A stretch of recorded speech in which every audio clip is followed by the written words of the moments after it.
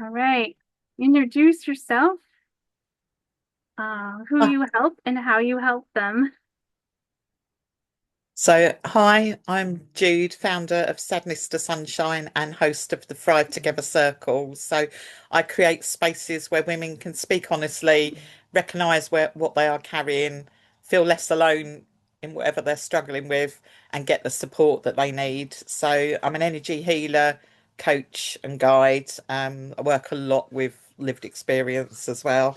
And I support women to move through life's challenges with compassion, strength, and a deeper connection to themselves, particularly those navigating grief and loss is my specialty. How did you get into doing that? I've been on the entrepreneurial journey for a while, but yeah, the grief and loss thing, I sadly lost my firstborn son 33 years ago. And then shortly after that, my father had a sudden fatal heart attack, and my mum died about 18 months later. And as you can probably imagine, that was quite a lot to cope with. But back then, there wasn't all the things out there that there are now. So I sort of stuffed it down and just got on with life, as a quick way of saying that. But then it was sort of 20 odd years later, I was at a business workshop and was triggered by something which can happen to anyone, whatever sort of trauma they're holding. It can be the silliest little things that triggers you sometimes. And yeah, that was the start of it. And then a few months later, I found myself at a weekend retreat and discovered energy healing. And then that's really what set me on that long term healing path for myself. And then being suggested that I could be the one that could go and help others with that. That's quite a story. How would you say your approach is different than others who do energy healing and grief, helping with that? Like, how do you stand out?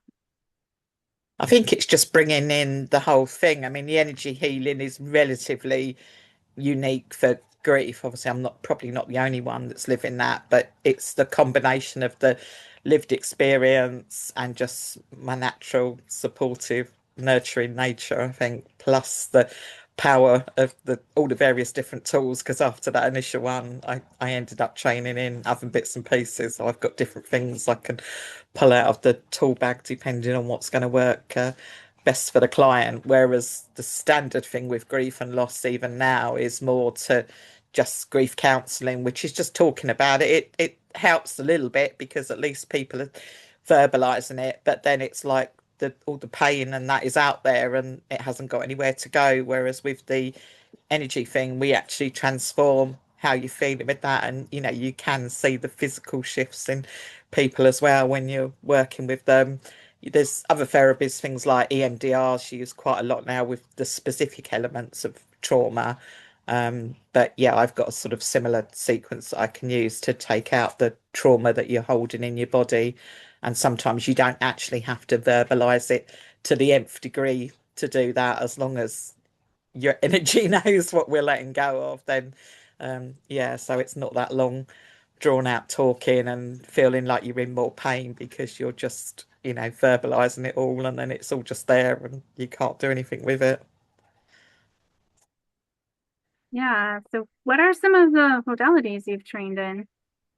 So I do energy alignment, which is basically you just transform one thing. So you're letting go of whatever the negative is and you're putting a positive in on top of that. And that can be anything. So even on like the energy scale from a very low vibrational emotion, even if you just bring that person one up to like hope, they can't suddenly go from the bottom of the range to love and joy that's at the top, that's too much. But if you can just bringing them up to like hope or contentment or something, it actually eases it and you sort of work your way up the ladder with that. I also use sacred soul alignments and sacred soul symbols. So the symbols in particular is the newest one that I've been attuned in, and they're quantum symbols. So it's a mixture of the old type geometrical symbols and things that were used in um, proceeds like Reiki and that sort of thing, but they've just been updated with the quantum side of things that's come out in quantum physics. So yeah, they are very powerful just running those symbols for things. So there's ones like that. If people are in quite a deep trauma, I can do some work with them and send them off with meditations to carry on listening to, that's gently doing the healing work until yeah their body's ready to release it all. How have you changed your networking strategy over time from when you were just starting until now? Mm. I think in the early days, you just feel like you have to go to everything. And obviously, you're a bit more nervous in the beginning. I mean, I'm quite a people person, but not necessarily in the massive numbers. I prefer small groups or one to one and somewhere where I feel comfortable. But yeah, I think you've just got to go out there and see what groups you vibe with, sort of thing. You know, even if you're not into the energy side of things, you'll get where you feel comfortable, but also sometimes you've got to push yourself out of your comfort zone to a degree to grow as well. So going to maybe the slightly more bigger events or somewhere where you're going to get to meet more people, or taking the plunge of being the one that's going to speak at the networking event or something. So yeah, it's a whole variety of that. But yeah, I still do like the sort of fairly intimate ones, or where you go into small breakout rooms. I can't stand the ones where it's 60 seconds and you all go round, because by the end of it, your head's spinning. You don't really know properly what anyone does. You at best you put labels on people, but you don't get to grasp what they actually do. So I think it's definitely speaking a little bit more in depth in a smaller session, or making follow-up calls with people you think, oh, there could be something there. And sometimes you'll just feel into that. Sometimes it'll be, oh, I need an accountant. My business is growing now. So I the accountant lady seemed quite nice. I'll speak to her. What would you say are the best ways to get the most out of networking? So just be yourself, because if you're trying to be someone else, it's not going to come across right in anyhow. And there's no right way or wrong way. So yeah, be yourself would be my first thing, and also follow up. So it's one of the famous sayings: the money's in the follow up, for whether it's networking or something else. And it's not necessarily following up because you're going to get direct business from that person. They're going to refer people to you. It's just so you can maybe have a greater understanding of what each other does, and then that's a much easier way to refer people as well, because you can't, even from a slightly longer time in a breakout room, you can't really get the full essence of someone. So yeah, following up with people afterwards, to get a deeper understanding of what they do, so you're more aware. And then sometimes in those conversations, just things come up and connections spark, and there it goes, that don't in the room. So it's, yeah, the in the room's important, but outside of the room and what you do afterwards is important too. Absolutely. I found the follow-up to be so important, and it was Mm, one of the things I didn't realize when I first started, and it's incredibly important. mm. Would you say you're more introverted or extroverted, and how does that affect the choices you make about networking? Yeah, I mean, overall, I think probably more introverted than extroverted. I do love people more than some of my other friends that are maybe more obvious introverts. But yeah, smaller groups it is with me, and it's sort of long term as well. So that is the thing of the connection and following up afterwards. Now it's more intuitive sort of thing who I hit with. And even just like last night, I did a call with someone about doing a talk in my Thrive Together group, and she just said at the end, "Oh, I really like your energy." So it's just how you come across naturally. And yeah, that's like I said earlier, just be you. Um, but yeah.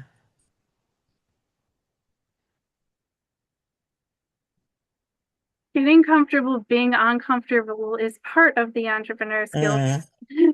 What helped you to get past that when things felt uncomfortable?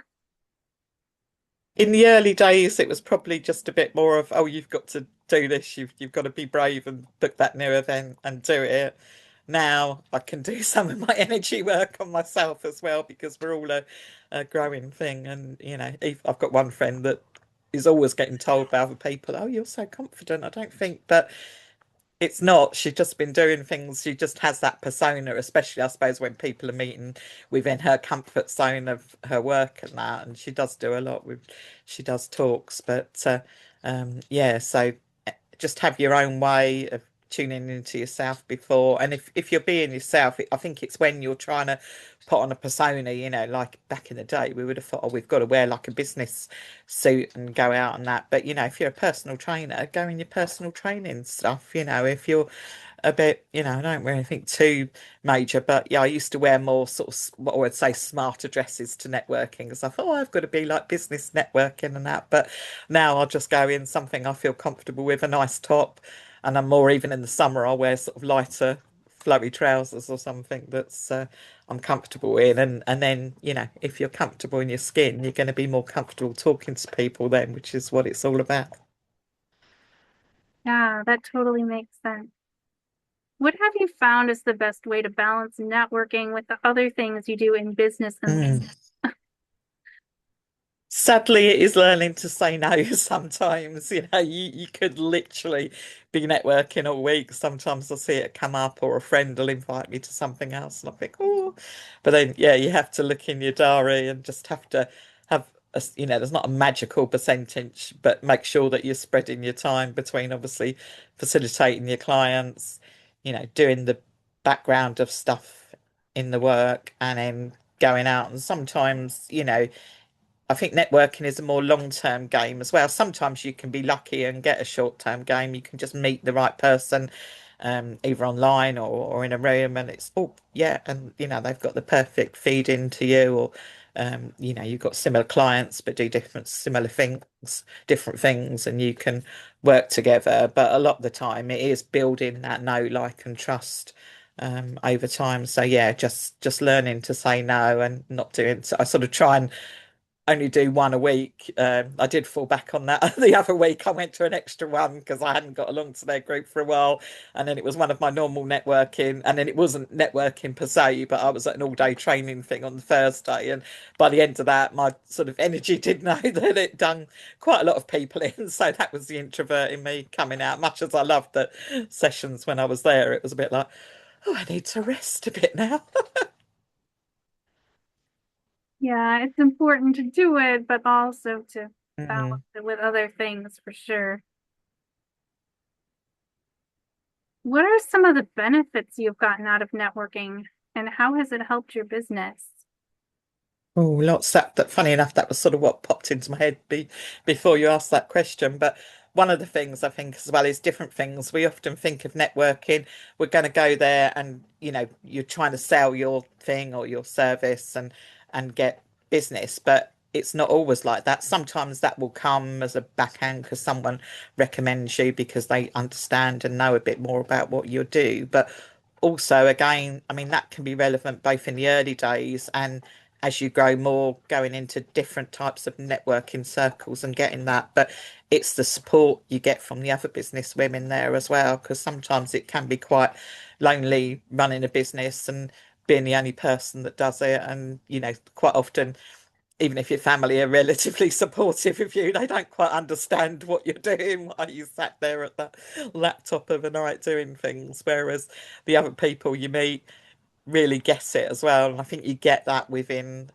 women's group. I used to host a local networking group a few years ago and do the promotion for it as well. So yeah, that was really good. But again, doing something like that, that can put you at a level as well because, even if it not that there's different levels, but yeah, people think, oh yeah, so that sort of promotes you in yourself and gets more people just knowing about you and then interested in the business you run. You mentioned you posted a local group. Like, how was Mm. Yeah, so that was a few years back now. So it was another lady that came up with the idea of it. And initially she sort of got me on board just to help her with the social media promotion. And then as it grew from the first initial group, she said, "Oh, did you want to be the host of the Gravesend one?" So I said, "Oh, yeah, that would be fantastic." And I really loved that group. It was a mix. We used to have speakers in the normal networking time amongst the ladies as well, but we also used to do a bit of mastermind in there as well. So that can be another thing or another level you can move up to from the standard networking. You're sort of crossing the borders a little bit then from strict networking. But yeah, we used to bring a little bit of masterminding in. So, and also, I think actually saying that there was another one I was involved in later. That was a group of friends just before that fatal year of 2020 when something happened. And I think, yeah, I think we were a bit ahead of the curve because we started doing Zoom meetings then, and it was a bit people thought, oh. And then, of course, when they had to, everyone it was doing Zoom meetings and networking, and I quite like it now. I do quite a lot of online networking because I get to meet people like yourself that are a bit further afield that I would never have met in real life networking. Um, but yeah, so I've been involved in a few things across the years. I forget sometimes some of them. Yeah. So do you still like connect with that group or has it kind of just evolved? Yeah, that one just evolved, I think. So we did a big launch and we had quite a lot of people at the local networking and we were making it a bit different. Our little acronym name fun was Feisty Unconventional Networking. It was a couple of my business buddies and we come up with the idea between us to do it and it was really good at first. And then it was just again, there is a lot of networking in our local area, so it is a bit swamped. So we thought, oh, why don't we just and we did some sort of like masterminding sessions, which people liked as well, especially I think a few businesses that were at the newer end. They were like, oh, well, not in a great big, you know, way of doing it, but just brainstorming with them how they could get the business moving in those early days, which is what you need. I mean, it probably would have been part of a paid program. We were probably giving too much, but just between we've had the natural experience between us and we all want to sort of help and support other genuine businesses that are coming up. But yeah, it just sort of petered off, I think, a little bit, and then yeah, the fatal thing happened. Sort of people didn't quite get the Zoom meetings until about 6 months later when there was another shake up in the world. That's quite a story. Mm. What are your thoughts on tapping into your intuition and how you use it with networking?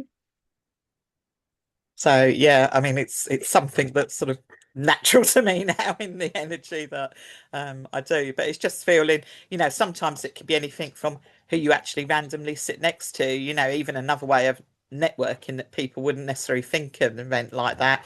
You're just at um an event for something else, maybe a bigger event where there's speakers or something like that. But you've still got networking opportunity there of who you're going to get to connect with and talk to on the breaks and who you're going to meet. So some of it's a little bit random. And I think I'm big on intentions. So I think if you set an intention before you go to the networking, okay, if there's an area of your business you need support with, can you set the intention that you're going to meet someone around marketing that can maybe point you in or can at least point you in the right direction of what you need there as well. And that's another thing we do on the other local physical groups I attend now. We have a little session there. You have a little bit longer than the basic 60 seconds, thank God, to say what you do. And if there's something that you need help with or support, and then we've got backup with that with a Facebook group as well of saying does somebody need something, so that works well, and then that's sort of part of the up as well rather than just some of the ones that are physical meetings and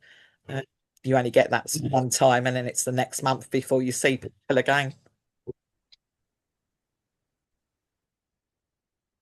What kinds of collaborations have you done, and what are some of the benefits you've gotten from that?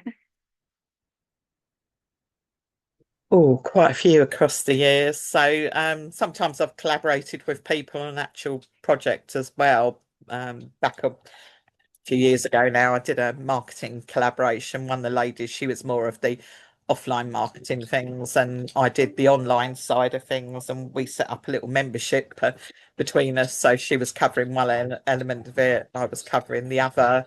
Um, I mean, I'm doing collaborations almost constantly now in my new group, the Thrive Together Women's Empowerment Circle, because just from the ladies that I meet out and about when I'm networking, I thought there's so many things and that women don't understand, both or don't know about, should I say, sorry.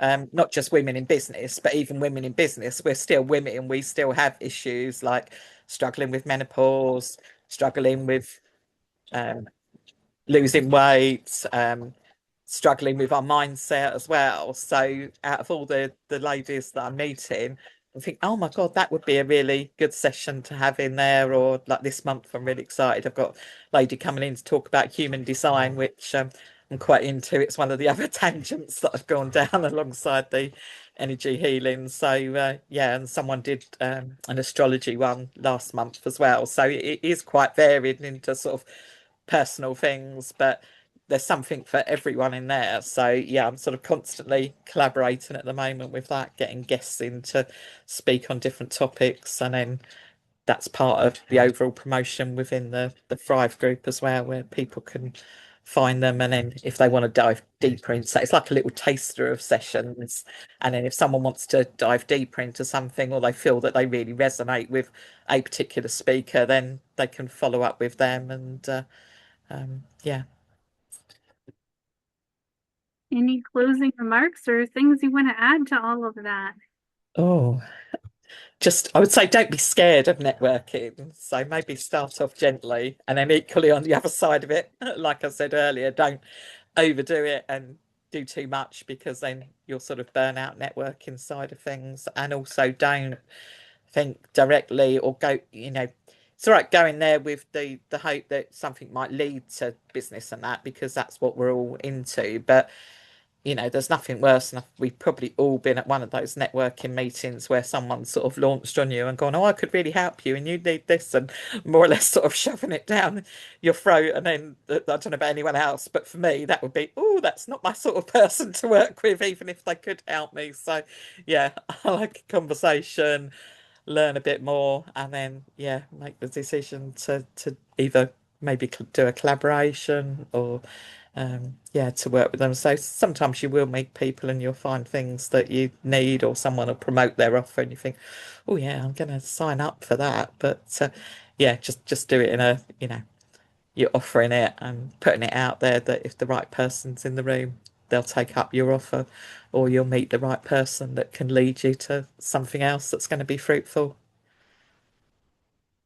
Yeah, I agree with that, not being too salesy, Mm. but still talking about your offer so people know Oh what God, you yeah, yeah, have. because people can go the other way round and they can be like, oh, I just do this little thing and that, especially some of the crafters that you get at some of those. You think, God, how many hours do they spend making that thing? And then they're charging like £10 for it if you actually worked out the hourly rate on something like that. But it's finding the right people that are prepared to pay the correct price for that sort of artisan product as well. So, that's part of the marketing as well. Anything else? Ooh, I think I've probably covered most of those things, but I suppose the only other thing it would be cost as well, sort of thing. So there's quite a variety of things. So try and do something where it's on a trial, or most places even. I mean, the biggest one over here that we have, I'm not sure if I think you guys have it in the States. Do you have BNI? Yeah, we do. Yeah, yeah. So yeah, that one's quite intensive, and that's again, it wouldn't be.